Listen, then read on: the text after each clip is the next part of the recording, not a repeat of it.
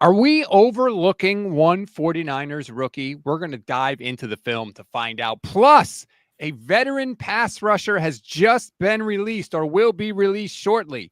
Should the 49ers make a move? We'll talk about it all on today's Gold Standard podcast.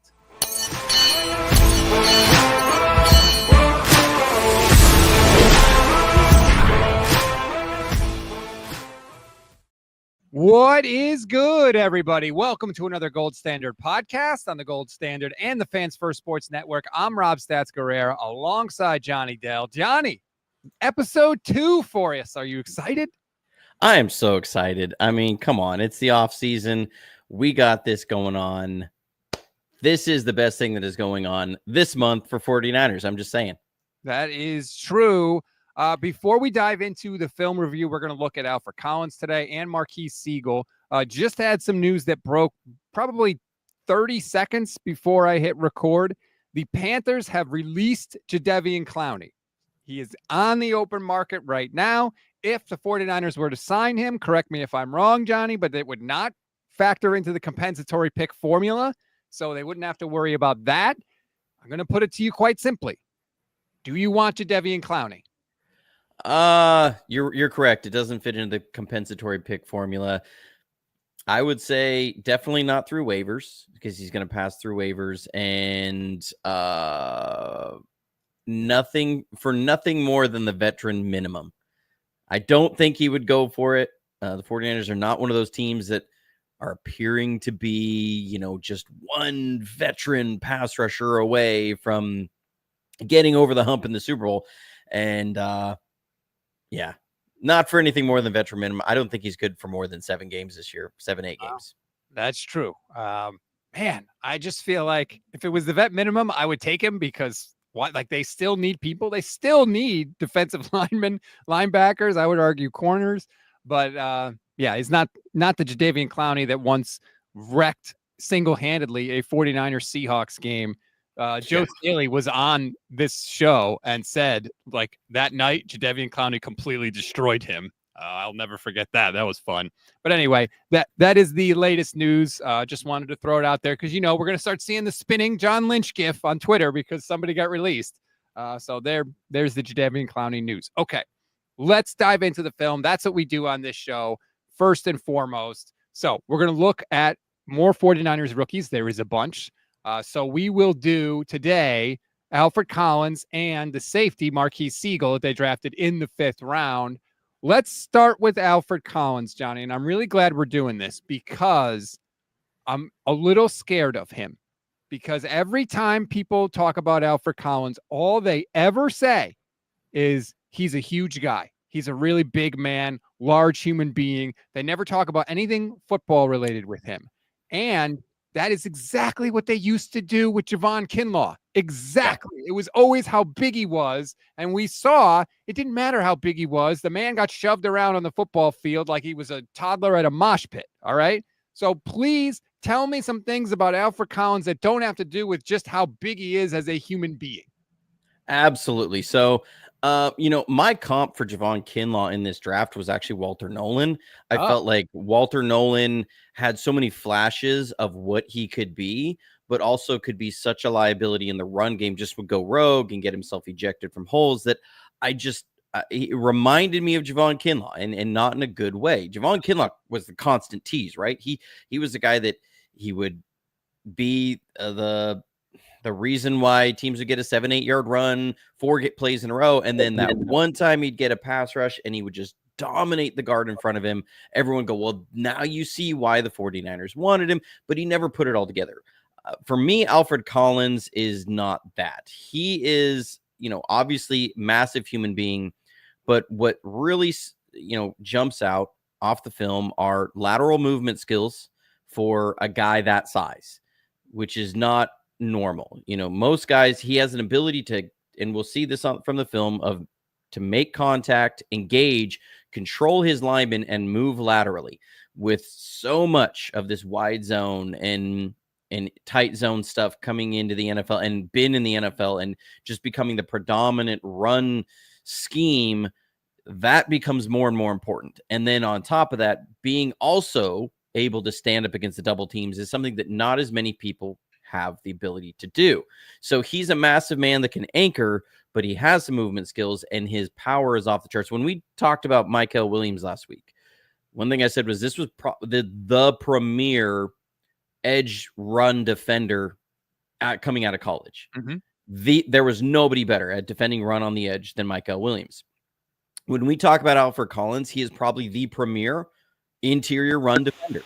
That there is nobody else, I think, maybe outside of Mason Graham, that was a better pure run defender than Alfred Collins. He doesn't bring a lot from the pass rush perspective, but we're going to see him here. And this is one of those plays. So this is against Colorado State, which, again, not a huge school, but you're going to see him against Georgia and against Michigan. He's going to do the exact same things. They're trying to get a movement play here. So they're trying to move everybody down and get this kind of wide zone thing going there. And one thing he's going to have to do is fight with this left guard to beat him across his face. And this is something that, again, the tackle, that this tackle is trying to get across his face, get his helmet onto his play side and seal him off so that he can't go chase his play down. We're going to see it.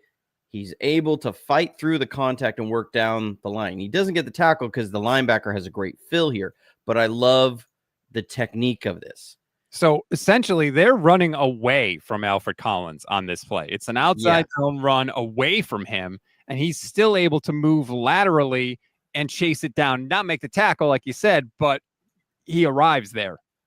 Yeah, and he's a backside 3 technique, which a 3 technique is going to be outside shoulder of the guard. So this is probably where he's going to play for the 49ers, is mostly 3 technique. That was DeForest Buckner with us. He was that 3 technique, and we have been missing that since he's been there. And also notice that the defense Texas is playing is this wide 9. You have these wide defensive ends, and so the ability to handle that 3 technique in that wide 9 is absolutely essential because you are so wide on the edges. Your interior guys have got to hold up against the run in a real way. So the tackle's trying to get across his face. He's getting help from the guard, right? So the guard's able to give a stab to try and hold him up to allow the tackle to loop across. And there's something really sneaky he does here that I absolutely love. He's going to reach up and hook the left tackle's arm. The reason why that's so important is those tackles, what they a lot of times will do is try and get up under a guy's armpit, and they will then use leverage and try and sweep across. He's going to pin that tackle's arm against his body so that the guy cannot work his way around in front of him. And so he's anchoring that guy on his outside shoulder so that he's able to then just work down the line. Really sneaky, savvy move there. You can see it really close. He's pinned the guy's arm in and is going to drag him down the line. Again, the linebacker makes a good fill, but if the linebacker's not there, Alfred Collins is there. So I love the control, the heads-up play. Love it. Against something that we will see a lot this year. That's a really good example of him being used exactly the way the 49ers will use him. And by pinning that offensive lineman's arm, there's really no way for him to stop Alfred Collins from getting down the line unless he just beats him to his spot with his feet, which is going to be pretty much impossible. Absolutely, yeah. And so, that is, again, it just sets the table for what you're going to see a lot in this. So here they're going to try and do another movement run. So they're trying to run this outside zone. The center is going to try and scoop him, and this is Drew Moss. He's going to give a little help here. Oh, Drew Moss. Yeah, there's Drew Moss. 49ers undrafted free agent. So what you see here is this center has no chance to beat him. So they engage and then watch the power to throw him and balance to stay in his hole. So he's gonna lift the center up, balance, and then square up to the hole and come in. That is fantastic. That's a good point too, because if he throws the center off, but he's out of position, it doesn't really matter because there's going to be a lane for the running back to go through. But you're saying he not only disposes of the center, but he's still where he needs to be within the structure of the defensive play.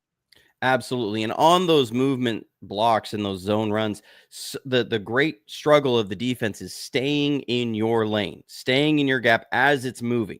Like it becomes non-static. You have to keep your spacing as the entire defense as you move. That's what makes it such a potent play for the offense and makes it really tough for the defense. Now he brings some quick feet. I like his feet, and you're going to see this. He's going to throw a little spin move here on the center. You don't see a lot in the pass rush times, but look at him go.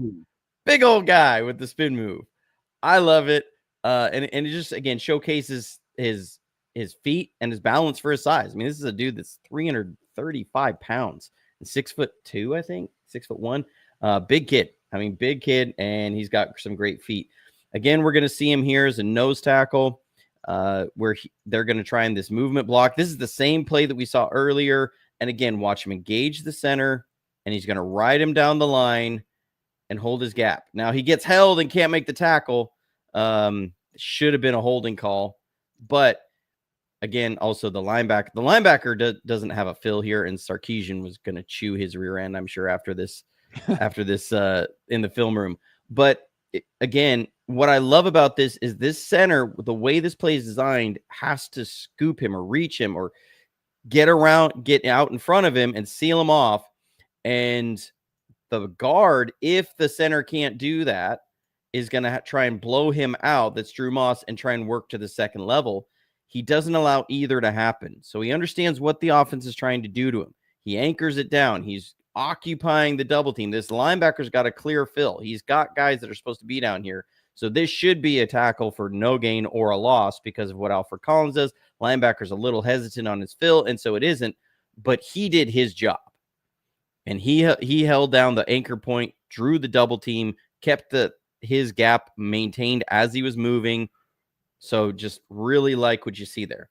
And so now we move on to against Michigan. Oh, sorry. Real quick, sorry, not to jump in, but I really like that you showed that play, because sometimes I think people think like, oh, he didn't make a sack, he didn't make the tackle, and they look at that as like, he didn't do his job or just like a play where nothing happened. But that's not the case, especially at that specific position. A lot of times a success for you doesn't necessarily result in a mark on the stat sheet, but you're saying he did his job. He obstructed, essentially, is sort of what his job was on the play. But I think, sometimes you can look at production or lack of production in college and say like, oh, this guy's not really anything to write home about. That's not necessarily true. And you just showed an example of it. Exactly. And I think this is one reason why a lot of people had, have had different players. Alfred Collins ranked higher than a lot of the big name defensive tackles and went early. Guys like Harmon, guys like Nolan, is that Collins did a lot of dirty work there at Texas. So he did the stuff that allowed other guys to make tackles, other guys to make plays. He would, and he just did it as well as anybody in college and really better than anybody. So when you look at, I need a guy to do dirty work, he's your man. I mean, he's your man. He will do that. He will eat that up. And there was nobody better. Some of these other guys, you could see it just throughout a game. They would get frustrated if they were taking on double teams, and they'd start slipping stuff as the game went on. And you go, okay, you're obviously getting frustrated with having to do some dirty work. And you just didn't see that from him. So here he is. He's playing the 4-eye or inside shoulder of the tackle on the left side, the left tackle. And so they're going to try. And again, this is going to, we saw this against Colorado State. Now here he is against Michigan.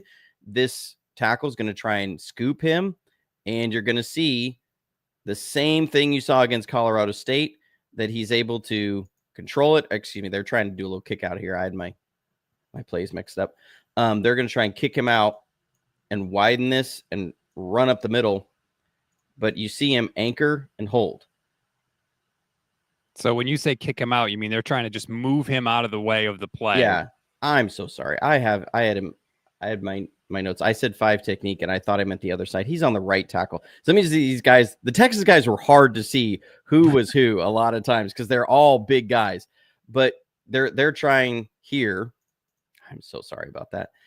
To hit him with a double team and get up to the second level. They're trying to move him with a tight end and a tackle. And look at him sink his hips. You love that. Drop the center of gravity, sink his hips, and he's going to hold on to the tackle who's trying to get up to his linebacker, and he's going to hold him up for just a second. And then at this point, the tackle disengages, and he's given at that point, you're in a lose-lose. Either you hold on to him, the tackle holds on his block with Collins, and the linebacker is able to come make the tackle. If the tackle disengages and go gets the linebacker, now you have Collins against a tight end, and there's no way this guy can block him again. He's just holding him around the waist and tackles him. How this isn't a holding call, I don't know. He probably was screaming after this play about this whole thing. But as we had talked about in the previous episode, we saw this so many times. Guys would take on we'd get double teams and nobody could eat up the double teams. Again, Michael Williams, Alfred Collins, CJ West. You see it over and over again. These are guys that can take on double teams. And so the 49ers had a very specific skill set that they were going into this draft saying, we are going to find these guys who can do this.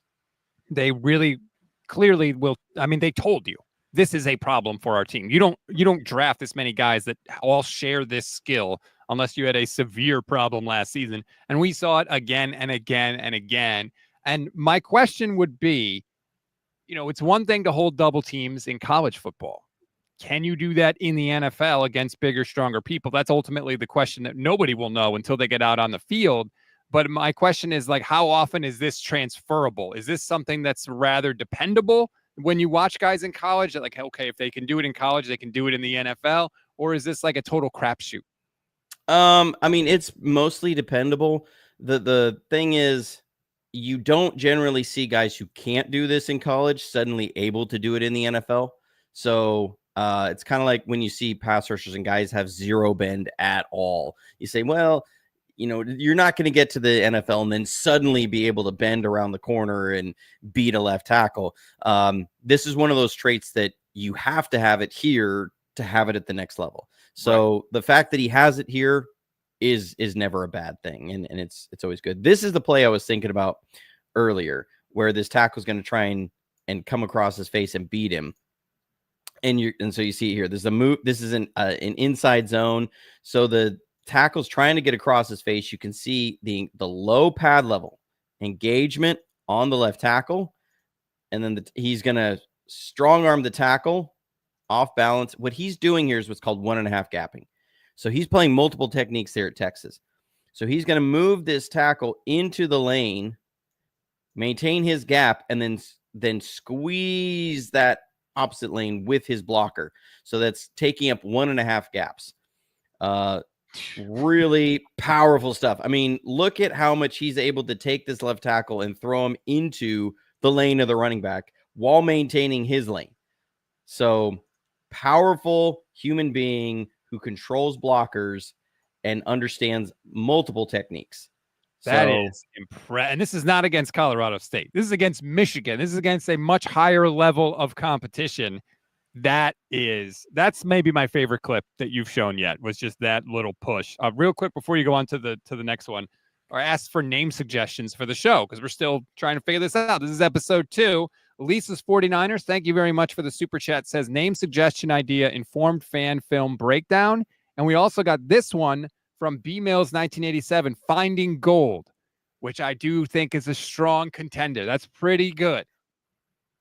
I like pumping the brakes, but BREAKS, like breakdown. Well, we don't have any brakes. We're all gas, no brakes. That's right. That's true. That's true. No, there's some good ones. Throw. We need some more ideas in the chat, y'all. Like, get that thing popping. And then you can do like a chat poll, and it's fantastic. Okay, so here we're moving on. I have it that he controls the right guard, so he's right there. Again, sometimes these guys are hard to see, but this is against Georgia.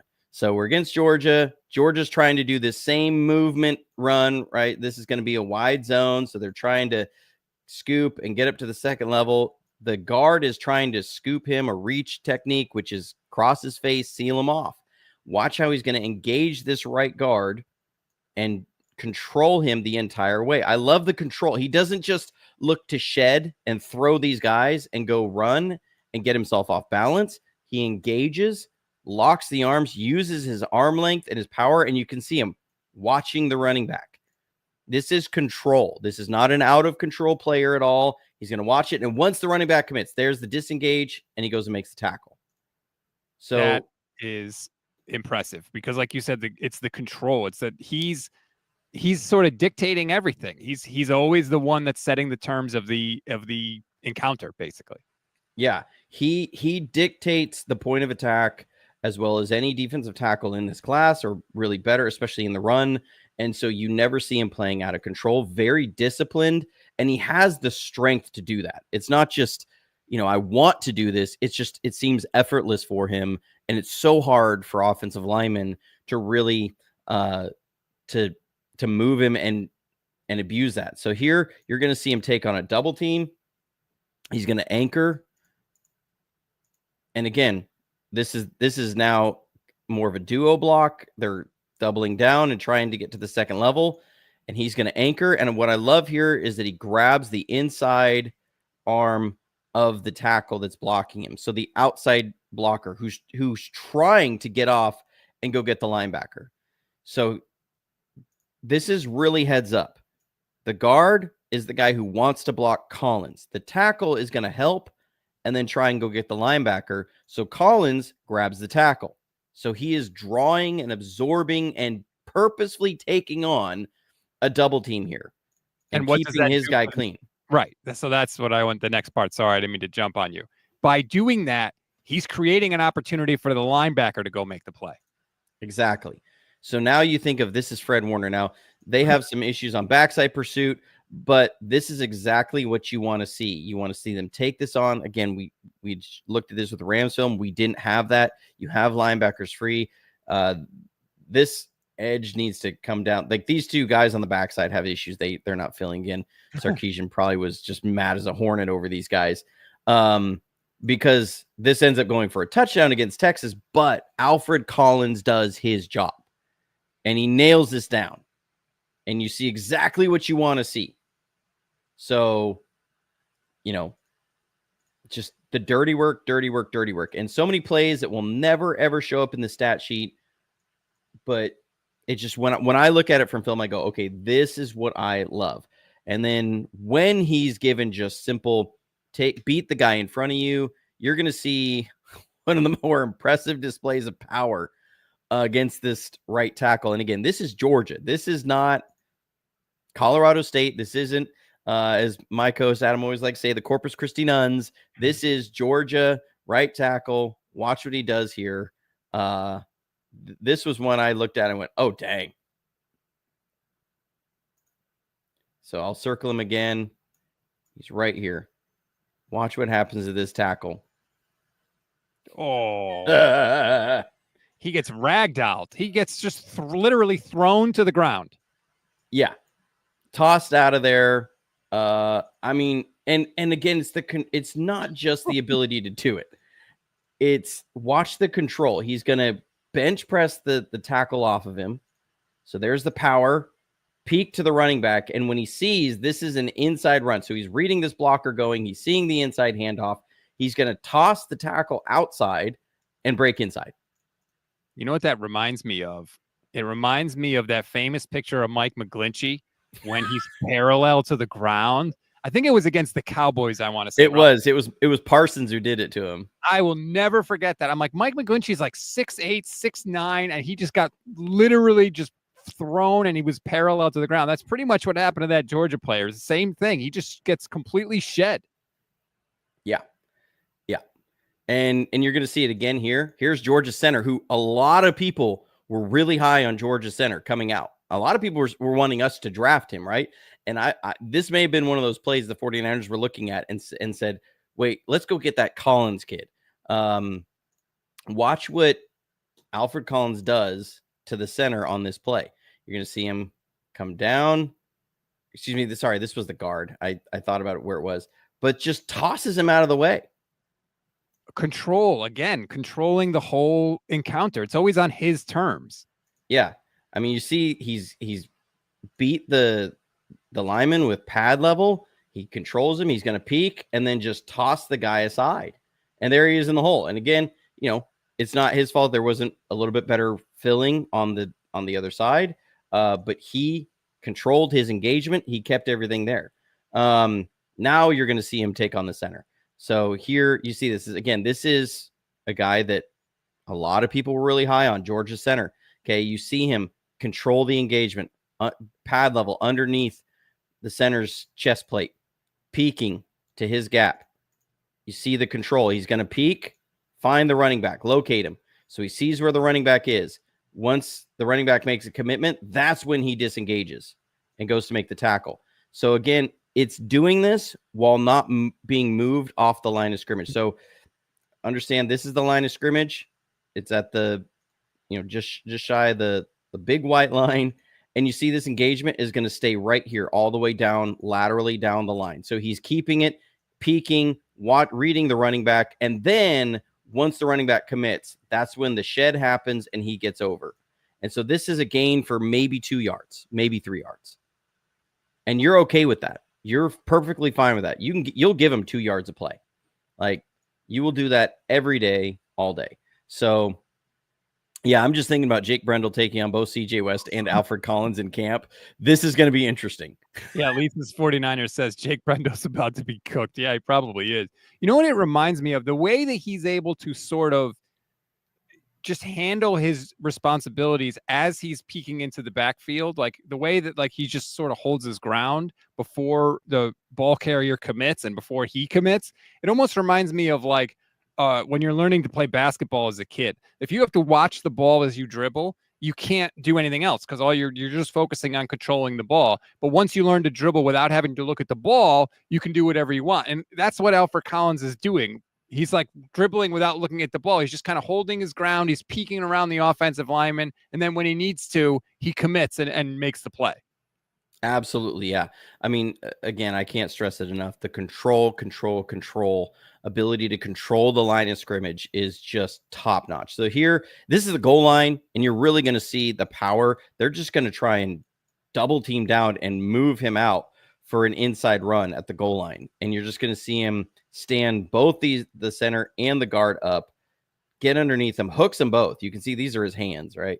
His hands have hooked them both, and he's just holding up at the point of attack against that double team.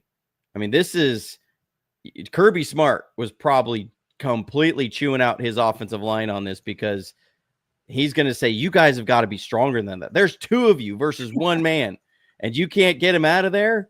We are not tough enough. But just clogs the whole thing up. And so Georgia here doesn't get in. I mean, they're at the 1 yard line. Can't get it in. Trying to run right at Alfred Collins. Can't do it. And the last clip I have of this set, he's here. You're going to see him again at 3 technique, outside shoulder of the guard, where we are going to have him more often. Watch him anchor against the double team. You just see this multiple times. Bam. And again, love it. He's grabbing the blocker who wants to get off on the linebacker. He's grabbing him, and that draws the double team. This is the dirty work that allows other guys to go make plays. Now, again, they get through. This is not on Collins. That's on something else, but this is what you love to see. This is the other side, and you can see the difference in how somebody's anchoring against the double team. Right? Yeah, that doesn't go as well for Texas. Right. And so you get this guy's getting squashed, and you're getting 2 guys up on linebackers. But this guy, Alfred Collins, is holding down his point of attack, anchoring against the double team. And that's what you love to see. And nearly makes the play himself. So, I mean, just Alfred Collins, lots of really good tape. And the thing, again, that constantly shows up is control of the point of attack, something we were so lacking last year. Doesn't bring a ton to the pass rush, but when you talk about if we need to earn our right to rush the passer, this guy's going to be paying the bills for that. And a lot of the clips you're showing me too, and correct me if you think I'm wrong, but it seems to point to a high floor, right? Like, obviously, it'd be awesome if he could break through some of those double teams and make the plays in the backfield himself. Of course, that'd be like amazing, right? Like now you're talking about a player, that's the things like Aaron Donald and special people can do. But at the bare minimum, if all he does is hold the point of attack and suck up blockers and allow Fred Warner and, God willing, Nick Martin or, D Winners go chase down, use their best attributes, their pursuit skills to go chase down ball carriers. That's a win. That's a win for the Niners. It's a win for the defense. Absolutely. You nailed it right there, is that when you look at how this defense is meant to be built around, Fred Warner had more missed tackles last year than he'd ever had in his career. Now, he was obviously also playing on a broken ankle, but it wasn't just the broken ankle. It's playing on a broken ankle, and you're constantly getting linemen pushed into, you're trying to slip blocks, you're trying to run around blocks. You don't have ideal angles for your tackles. It's just that it becomes this cascading thing. And if you believe you have the best linebacker in the league, the best thing you can do for him is keep him clean. That is the absolute best thing, because now Fred's going to be getting lots of tackles for 0 yards, for 1 yard, and you let Fred be Fred. And that is very good for your defense. And now you mix this with Bosa and Micah Williams on the bookends. This, like, running at the 49ers becomes very, very challenging. And that makes things so much easier for the rest of the defense. And I feel like that's something that a lot of times we don't necessarily take into account, is like, yeah, will Alfred Collins be good? Will Micah Williams be good? CJ West? We look at it almost in a vacuum, and we don't understand how potentially the play of these guys could affect and hopefully improve the play of the people that are already on the roster. Absolutely. And one thing that makes me hopeful is I was pretty hard on Jair Brown last year. His play did drop off. At the same time, because we had such a hard time setting an edge, and when you're in that wide 9, those safeties have to come down and fill in the C gap, or the third gap out from the center, that they have to become inside fill guys. And when your edge keeps getting pushed out or it doesn't get condensed, your safeties have to come down from that deep rotation, come down and tackle in more space. And so we saw a lot of missed tackles from Jair Brown coming down and filling in that. Like, it was just, I think it was one of the touchdowns that Bills had against us. They ran that same thing, kicked out the edge, ran up inside. Jair Brown missed a tackle, and they just go. I think it was a Buccaneers game, I want to say, that happened too. Had a couple bad missed tackles right in that area, and they gained a lot of yards in the run game. Like, this was something we saw a number of times last year. And so now you're asking Jair Brown to make tackles in a lot smaller space. That makes Jair Brown better. That makes a 3rd round pick that you spent, he was the second safety off the board a couple years ago. That's a big investment for a safety position. That improves his play. And now that's not a need as much for, Jair Brown. Now you can bring in a third safety as a nickel, or more of a man guy as a nickel. You're not asking your nickels to fill as much. Like, this just makes life easier for everybody when you can do this. A third safety as a nickel, you say? Yeah. That's very interesting, because, see what I did there? The next player we're going to look at on today's show is Marques Sigle, who has played everywhere, in multiple spots as a safety in college. I have not heard a ton about him. I did notice that new 49ers beat reporter Vic Tafur, who, if you don't know Vic Tafur, he covered the Raiders for like 15 years before this. Yeah. Now he's on the Niners beat for The Athletic. He did a profile on Marques Sigle, so you can go learn a little bit more about him there. But we're going to learn a little bit more about him here now. This is our time. What do you got for me on Marques Sigle, Johnny? So Marques Sigle, Alfred Collins is a lot of really good tape. Sigle here, it's going to be a mixed bag. There's some good. You see the potential. You see some of why he was drafted where he was drafted. And I think that's to be expected from somebody that was drafted at his spot in the draft. But the first thing that jumps out, pros, I'm going to say, the speed jumps off the tape. So his closing speed, his ability to cover ground really jumps off. His length, long legs, long arms, those things really jump off. He's able to use those. Willingness to get in here. So he's in a deep help safety. So they're doubling this receiver essentially. They're going to say, okay, we're going to bring deep help. So he's going to come from a deep help rotation and recognize the run. He's not the fastest diagnoser of plays, but he's also not. I think some of the, he's really, really slow to read. It might be a little bit overblown. Just from what I've seen, I think a lot of times he just wasn't towards the play. But you're going to see him come from a deep rotation here, get this running back that's running outside, physical tackle. He's not the biggest kid, but you see he's willing to kind of punch above his weight, you would say, is he's able to come in, tackle with force against a bigger running back. Whew. That's a collision. So I like that.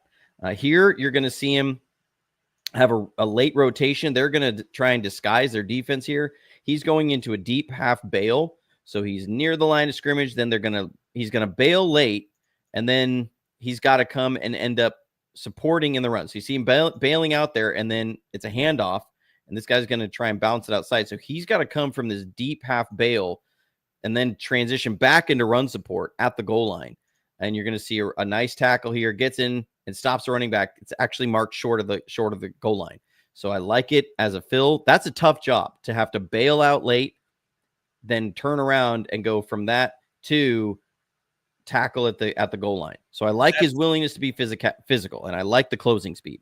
That last view you just showed, the behind center, like from behind the offensive play, was great because Marques Sigle is not in the screen because he's way out to the left side. He's like 5 yards deep in the end zone when the play begins. And all of a sudden he comes flying into the screen and tackles the running back short of the end zone. He ran a 4.37, I believe, which I think was the fastest of any safety at the combine. It was close to the safety record at the combine. I think 4.34 is the fastest any safety has ever run. So he was very, very close. So we know he's fast. It's just the other stuff we have questions about. Yeah. And you know, he's this hybrid safety nickel because I probably saw him 75% of his snaps at the slot playing man coverage. So one of the issues he does have is sometimes his technique is off. So here they're going to be in cover 2 man. So they have deep help safeties outside and they're in man coverage. And what you have to do, because you have deep help outside, is a corner's got to maintain inside leverage, meaning he's got to be inside the receiver because you don't want to give up the middle of the field. That's where you're vulnerable in cover 2. The safeties are going to split out, and you're going to have this area over the middle of the field that you have. You have help outside and deep. So you give them that, and you take away the middle. And he's trying to come off this blitz, and he's going to come out too wide. And so he just works, and he gives up his leverage quick. And then now he's in a trail, and he almost panics sometimes. So then he's just going to run, and he gets baked. And so this receiver, if the quarterback, is trying to read this out, he can just lay this thing out there, and it's cooked right down the middle of the field. These kinds of things do pop up every once in a while. Not all the time, but there's some. Sometimes his fits are, and then one thing that shows up over and over again. Sorry, I had to make sure I had the right clips here. That shows up over and over again that I don't like, and he's really going to have to work on this technique, is he stops his feet at about the third or fourth step of it in his back pedal. He will plant, and he stops his feet, and he does this to attack short routes, but he's vulnerable to getting cooked over the top with this. So here we're going to see him against a receiver. He's right here in the slot. Is that this receiver is going to run a little curl, and this is where it's advantageous. You're going to see him stop his feet. Here it is. Okay, he stops to press. The guy gets by him, and then he's going to curl, but he's still in position. So, boom, he's right there. Good coverage. You say, well, good, great rep. I say, good result, not a great rep. So where does this come into play is we're going to see this on this next one. So here he is in the same slot. You're going to see the same thing. He's going to stop those feet after the first few steps. There's the feet stop, and he's squared up on the receiver. And then this guy's just going to blow right past him. Ooh. And so now you have 3 yards of separation. And the reason, and people are going to say, well, he's got a safety over the top. Here's why I don't like this. One of the most common concepts we have that's out there, and especially at the NFL, is what's called Haas. It's hitches outside, seam. Okay. So what you do is you run a hitch outside, and teams love to do this against cover 1 man. Brandon Ayuk had a 76-yard touchdown against the Buccaneers. Same play, Haas. Okay. Against cover 1 man. And they're going to drop a single safety in the middle of the field, cover 1 man. So what they do is you win over the top, and then because this outside guy curls, you have a ton of real estate to throw it away from the safety. And so when your corners or your slot guys get beat like this, you are just asking to get burned by Haas. I mean, you imagine this corner squatting because that guy's curled, and this guy's just going to throw it out there and go run and get it. When your slot guys stop their feet like this and get beat over the top, that becomes a problem. Well, and like you pointed out those 2 plays back to back, which I love, because after that first play, the receiver is going to go to the sideline and say, he's planting his feet. If we run Haas, we can cook this guy. And the defensive or the offensive coaches are probably saying the same thing because they watch all those plays like that, especially if it happens multiple times a game. They're going to go to the sideline and say, we can beat this guy on this play because he's always planting his feet. There's no way for him to recover. Yeah, and they're going to see it on film, and they're going to target you. And what they're going to do is then run a play early in the game to confirm that you are doing this, that we've seen on film. They're going to have coaches up in the booth. That's why there's like 8 guys up there. They're all watching different things during the play. They're not just watching the play. They're watching certain things, and they're going to radio down, he planted his feet. So they're going to come back to that play, and target you specifically. And we're going to see that on another play against actually a different team, but which again shows that they saw it on film. What I do like is he's got really smooth hips. So his hips here and his feet, he has quick feet when he keeps them. So this receiver he's covering man-to-man is going to be on what's called a speed cut out. So it's not a sharp cut. It's not a 90-degree angle. It's a rounded off cut outside. And you see when he keeps his feet moving, he's smooth and he's right there. No problem. This is one of the hardest routes for guys to cover in man. It's one of the most common that they have to cover in man. So you see it, smooth hips, change of direction, quick feet. When he decides to go, I mean, the receiver's got a little separation. It's closed almost immediately because he's got that speed and that length, it jumps off the tape. So when he uses those tools, man, he's great. And I really like some of the stuff. Another thing that shows up is some poor tackling angles and poor tackling technique. This tends to be something that I've seen. Well, we're going to see a number of examples of this. He's here in the slot, and you're going to see some poor tackling here. He was easier to find on this tape because he had blue sleeves, but this is not good. So again, watch him here. The running back's going to take this up, and he's just going to come up and whiff. So he's in the slot, and the running back's coming right to him. He gets past the blocker. Right here. And then... Yeah. Oh, boy. Oh, boy. Get a hand on the running back. Yeah. I'll show it from the end zone, and we'll see it even worse. So he's out here. Woo! Man, it's not even close. It's whoa, man. I thought it was closer on the other angle. When you see it from there, like it was nothing. It was like me trying to tackle the running back. Now, again, I get it. He wants to take outside, force this running back back in if you do, but you gotta nail it down a little bit better than this. This is still way too much room and reaches out, long arms, doesn't even get a hand on him. He doesn't even slow him down. Yeah. Yeah, if you're going to redirect, you got to slow down. You got to. So, his strength is in when he can cover the underneath stuff. So here he's in man-to-man on the slot. And what they're going to do is first, he's got a tough job. They're going to end up bringing this tight end in motion. So he's going to have to switch from the slot to covering the tight end. So he's got to work that out as the motion happens. And then they're running. I think this is Arizona is who they were playing, that he's got to work out. They're going to run a play that the 49ers will know very well, and 49ers fans should know very well. It's sprint option. If you remember the catch, Dwight Clark, sprint option. So what this is the tight end's going to motion out. He's going to go to the flat, and then they're going to run a little deep out, and the quarterback's going to come on a movement outside. We ran sprint right option. This is sprint left option. But one thing this does is it's 1 is the primary in the flat, 2 to the out, and then the quarterback is number 3 as an option to run.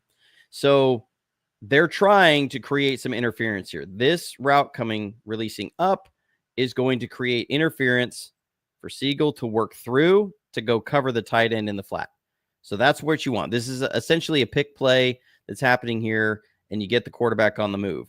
So what you see first is he's going to understand the numberings. This guy releases vertical, tight end's releasing out. So he transitions from the tight end or from the receiver to the tight end. So not to get too deep in the weeds, you have number 1. This is going to be a new number 2. It was a pre-snap number 3. It will be the new number 2. The original number 2 becomes number 3. And so they work this out at the snap. So I like that. That's a point in his favor. Yeah. So he's going to work it out that I have the new number 2 to the flat. And you can see the quarterback's looking that way, wants to throw this ball, and he's going to see Sigle sitting over on top of the route. So he works over and through the traffic, doesn't get picked, and he's in perfect position to jump on that ball. And you see the quarterback ends up having to hold it because it's not there. So the number 1 is taken away, and the quarterback couldn't get to number 2. It's open, but he wanted to go to number 1. It was taken away by Sigle. So now there's pressure, and now he's running. So I'll play this in real time so we can see how quickly he has to sort this out. So remember, he's right here. He's got to sort out the new numberings. He's going to see it, communicates it, sifts through the traffic, and covers his guy in the flat. It's something that looks really simple at first glance, but when you dive into it, you go, that's not as simple and easy as you would hope. So it shows he's got the brain to operate NFL defenses. Right. And you brought up maybe he doesn't trigger on certain things as fast as you would want him to. But on that play, like, there was a lot he had to work through and figure out before he did any of the physical stuff. And he did it on that one. Yeah. And so I like that stuff. And then we're going to see, this is where you see that the fit is a little slow. He's here at safety. So he's going to bail a little bit, and just watch him through this play. His kind of body language. It's not the fastest reaction to a run. He's kind of, and then he's just a little slow on it. That's the kind of stuff that people talk about when say, he's got slow recognition on some stuff. This is what you see. It's a run, and he's backpedaling for like 5 steps after it's been clearly a run, and then doesn't have full urgency to come in there and fill. So that is some stuff that does pop up at safety every once in a while. It's not every play, but it does show up every once in a while. And then you have, again, some of the poor tackling angles or near misses. Like this was one, he barely gets the tackle, whereas before he swung out a little wide. He comes in and he just by a shoestring gets the running back here. This is dangerously close to a miss. That's a touchdown if you miss. Yeah. So, it's the stuff. His tackling angles aren't the best. They're there, but he is willing to step up against the run. You're going to see him here. I gotta highlight him. He's here at deep safety. And he's going to, again, come in and fill and make a physical tackle. He's willing to be physical. That's what you like about it. He can be physical, is willing to get in there. And if you're looking at a guy to play the slot, you like physicality from your slots. Now, here's where the bugaboo about stopping his feet is going to come up again. They're going to run a little out and up here. He's in the slot, and you're going to see those feet stop, and he gets absolutely burned. Oh. And that's at the 10. They were at the 10-yard line, the offense. They're at the 10-yard line, and they're just going to run a quick out and up. So out, and you see the feet stop, and he stumbles. That's exactly the kind of play you run when you notice that the guy is stopping his feet like that. Like, that's specifically for that play. That's exactly what you're hoping happens if you're the offense. Yep, exactly. And this gives up a touchdown. I mean, that is... I feel like we saw that a few times last year, too. Right. So that's what I mean. Like, it's a mixed bag. You see why he was drafted where he was. You see why the 49ers do like him. There's just, it's a big mixed bag. I mean, I have a bunch of clips on this kid, and a lot of it is just because of that, is because there's good and there's not so good, and then there's good, and it's a real mixed bag. I do like how he's able to be utilized on the blitz. They're going to bring him on a blitz here from the safety position, and you're going to see he's got the feet, and he's got the ability to sift through here. He's running down the quarterback. Quarterback somehow manages to get this way. We'll see it from the end zone where he comes from. So he's right here, 21. He's going to come through here. Watch him sift his way through this traffic. I like that. That means you can utilize him in blitzes. He gets through here, takes on the contact, the running back, keeps running. So he's got the ability to be brought on a blitz. I like that. Again, though, this issue of stopping his feet comes up again. Here he is in the slot. And you're going to see he stops his feet. Stops his feet down. He gets beat. Gets beat by a mile, and also draws the illegal contact. You see the hanky come out. It's just something that, like I said, shows up a bunch of times, is that he jumps on everything underneath so much, and it leads to some problems. And what I do like, though, I got to make sure I got the right thing here, is that when he doesn't, he's got the speed to stay with anybody. So they're going to run this play as an out and then on a post. So watch him when he doesn't bite. He's able to keep his feet moving, and he stays with anybody. I mean, he's on that receiver. He's in his hip pocket. If this ball's thrown out there into the middle of the field, he's going to go intercept it. He's going to intercept that ball. So great coverage there. He has the tools to do it. It's just I want to see it more often, and I want to see less stopping of the feet. I want to see him be able to do that. Now he's here as a safety. We're going to see him have a fill here. I like what he does with his initial angle. He's what's called the force defender. So he's got to come out and be the last defender because they're in man out here. So they're going to run this guy out. So he's the last guy between the running back and the sideline. He's got to force this play back in. So he does a good job of coming up at a force angle. He's going to kind of bring this down. They come up, he cuts in, and then he breaks off that force angle and goes and makes the tackle. So I like that. He's able to, he understands his role in the defense, what he's supposed to do, and fills it. So I'll run it in a little bit slower motion. So you can see him here flatten out. He's coming up as the force, and that's his job. Be the last man. Do not let that running back outside you. That's what they always tell the force guys. Like, do not let that running back out. It's called force because it's literally the guy who's got to force it back inside. So he's there as the force. Then he breaks off the angle when he sees it's missed and goes and gets in on the tackle. I love it. That I really like. He shows the willingness to do so many of these things. What I don't like here is they're going to run a little swing pass. This guy's going to come up and block him. He's here in the slot, and they're going to get this out here. I don't love his inside fill. He's going to try and slip this block. You can't do that. And the same thing, he's got to force this back inside. Right. He ends up going inside, which then creates the lane for the ball carrier to go outside. And I like this comment from the 1-420 who says he just needs NFL coaching. It sounds like all the stuff you're talking about is teachable, is fixable, right? If you don't have the speed to stay with a wide receiver, it doesn't matter if you stop your feet or not, because they're going to go past you. He has that. He has the unteachable thing. The question is, can he learn to correct some of these mistakes? I'm sure they noticed these at Kansas State too. I'm sure they talked to him about it, and he obviously didn't seem to get it under control. Can he do it at the NFL level is going to be the big question. Yeah, and one thing I love from some of the workout videos I've seen circulating of him is that he's working on his feet. He's working on keeping his feet moving and staying with guys. So that's what I like. He knows that he's got to work on these. What does, like you said, what pops out is the things you can't teach, the closing speed. He's going to be here at safety. This is going to be a little bit of a long play. So it's going to be an off schedule here. The quarterback's going to roll out, and he's going to try. And I mean, this receiver is going to come back to the ball. He's 5 yards off of him, and he's going to close this gap and make a breakup on this pass. So here it comes. Wow. And the length. Great play on the ball. I mean, I love the awareness. Doesn't run through the receiver, break on it, get a hand on the ball. So that's the stuff that you can't teach. That ability to burst and close and have length to reach around the receiver, get into that defense.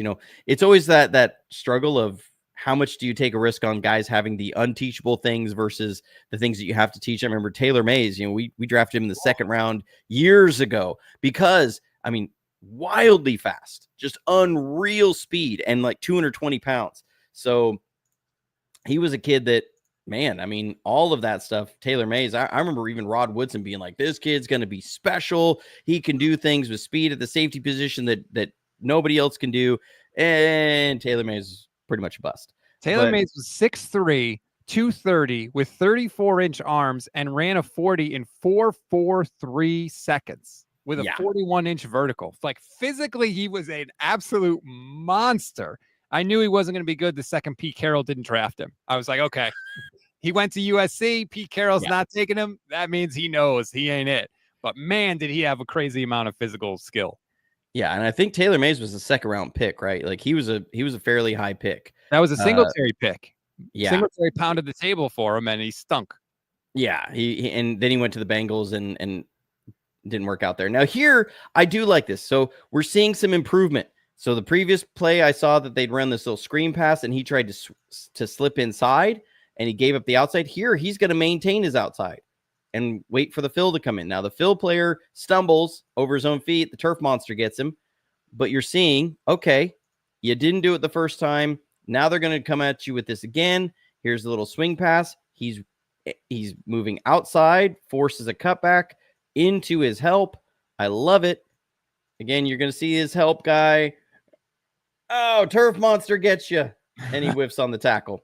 That's not on him. He did his job well. He did what he was supposed to do. So I like that. The biggest thing, and I didn't pull a ton of these clips, but I do have one of these. His best attribute, and I think one reason the 49ers really like him is he is really good at covering tight ends. Like that, if I was to say what is his specialty, tight ends. Again, that's where the stopping of the feet isn't as much of an issue.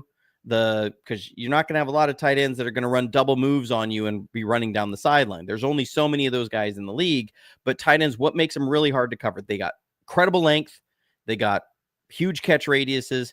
Big guys, big body guys with lots of power, and able to use that. When you have length and speed as a slot guy, and you're aggressive against the short stuff, that is really tough for tight ends. And so you're going to see here, this tight end is going to come up and try and just blow him off the ball and run a little out. Doesn't work at all. He's physical. He's a feisty kid. You're going to see it here. I mean, that should be offensive PI, but wow. he maintains his balance through the contact, and he's just right there on the tight end. I mean, he's able to undercut this ball. If this ball's thrown, he's going to undercut that and go take it to the house. So the tight end came off the ball and just tried to bench press him out of the way, basically, and kept his balance. That's a hell of a play. Yeah. So and against tight ends, I didn't see any tight end get open against him. Now, again, these are not the biggest school tight ends that you see. But there was a bunch of clips and where it just wasn't even thrown the direction. He's covering the tight end. So that's where I think he's really going to be valuable, is at that third safety spot, or even as a safety to bring in, who you say, I'm going to use you to cover a tight end, where that speed really, really comes in, but also you're not a liability down the field because you have that speed if somebody, does all these switchings and stuff. But last, that we'll go, and maybe on a sour note again, poor tackling. It just kind of shows up. I want to see a better tackler out of him. It's just, I want to see better tackling angles. So, he's trying to fill, comes too far inside, and that's something you see several times, comes too far inside, and then has to try and make up, and he's got a poor angle here, and just can't get there. And so you see poor tackling. Thankfully, he's got some guys rallying, but doesn't take the best tackling angles, which is something he kind of reminds me of Tarvarius Moore, the kid that the 49ers drafted a number of years ago. Very similar, right? Hybrid safety, man cover guy. His rookie year, they put him on outside at corner and then transitioned him back to safety. He ran I think a 4.33, but he ran as a corner, I want to say, in the draft. But he ended up getting used as a safety man coverage guy, super fast, really long, struggled with some tackling angles, issues. And so it reminds me of that role of like, are you trying to recreate what you envisioned for Tarvarius Moore? And now Sigle is that kid. Yeah, I remember Tarvarius Moore was like insane athlete, but again, translating those skills on the field, it doesn't matter how fast you are. If you stop your feet, you're going to get beat. Now, you may have the speed to recover, maybe, but maybe not. So we'll see how well Marques Sigle can take those skills and transition them in the NFL and correct some of his mistakes. But I like that. And that's one thing that we want to do on this show. Yeah, we want you to get excited and happy and pumped up about these guys, but we're not going to pee on your leg and tell you it's raining. We're going to show you the good and the bad because that's just the reality of football, quite frankly. So that's what we want to do on this show. Thank you so much. I love all the film breakdowns. I feel every time we sit down, I feel like I get smarter about watching football. And that's my goal with this show. So thank you. Absolutely. And I think you hit it too. And it should underscore for people as well, like the film on Michael Williams, Alfred Collins, CJ West. I wasn't showing a lot of bad clips because they don't exist. They're just not there. Like you're not seeing guys that are just getting beaten. Like I'm willing to show when somebody, I go, I have concerns. I have that with Marques Sigle. I don't have that with Alfred Collins. I don't have that with CJ West. I don't have that with Michael Williams. So that should underscore how excited we should be about those guys. Those guys, their tape is solid. I mean, solid tape. There's a lot of upside there with Sigle. I do see why they went for them. Again, it's not like they're spending a second round pick on this kid, a third round pick on this kid. So there is upside there, but there is areas that I don't see him as we're going to put you in here day one and you're going to be an immediate upgrade starter. I don't see that. I think that there's going to be some development that needs to happen. And it just depends on how hard does he work. And that's generally what you see with 5th round picks, right? I mean, that's not an unrealistic thing. There has to be bad tape on them or they wouldn't be 5th round picks. So that's why I think it's realistic, but there is hope. And Talanoa Hufanga was a 6th round pick, I believe. And they were taking Jaquiski Tartt off the field for Talanoa Hufanga pretty early on there. So we'll see. That's one of the many things I'm excited to see this weekend is rookie minicamp. I know they're not going to be doing a ton, but I just want to see people doing football things again. Okay. I'm already freaking out and missing it. They showed that video, that 2-second video of Brock Purdy throwing the pass to Christian McCaffrey yesterday. Did you see it? Yeah. I was like, oh, this is so good. Look at Christian McCaffrey. He doesn't have any knee braces on. He looks fantastic. Like I need real football again. I'm desperate. Yeah. And we're only at the halfway point. Like it has been 3 months since the Super Bowl and we have 3 months until training camp.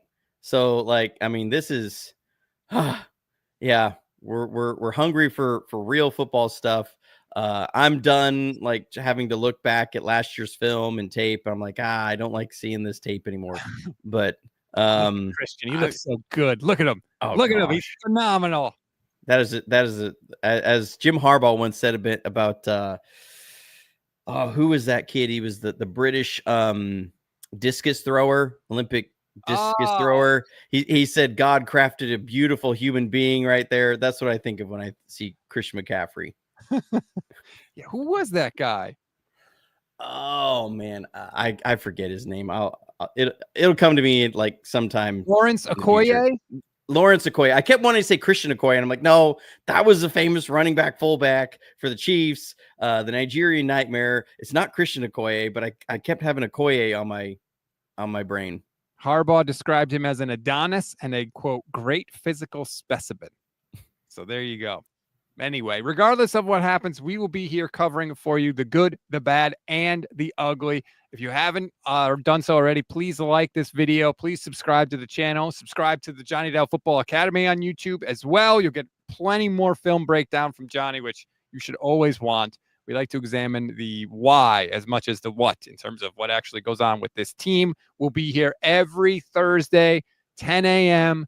a.m. Pacific time. 10 a.m. Pacific time every Thursday, breaking it down for you. Johnny, thank you so much.